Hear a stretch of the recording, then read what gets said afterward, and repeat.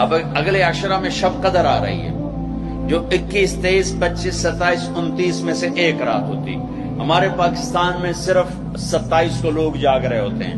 جاگو 27 کو جاگو، لیکن میں کہتا ہوں میرے نبی کا فرمان ہے شب قدر 5 راتوں میں گھومتی ہے، کبھی 21، کبھی 23، کبھی 25، کبھی 27، کبھی 29. ان 5 راتوں میں گھومتی ہے.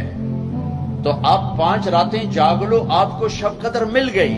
اور شب قدر کا بیک گراؤنڈ کیا ہے؟ میرے نبی نے فرمایا بنو اسرائیل میں 4 انبیاء نے 80 سال یا 4 مجاہدین نے 80 سال اللہ کے راستے میں جہاد کیا. تو صحابہ کہنے لگے یا رسول اللہ ہماری تو عمریں بھی 80 سال نہیں ہوتی، تو ہم ان کے برابر کیسے ہوں گے؟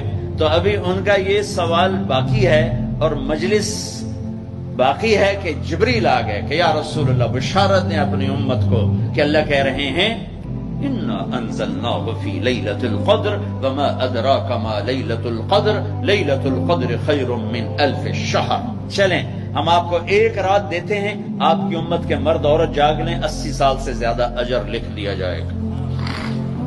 80 سال کے برابر نہیں کہا، خیر اس سے زیادہ.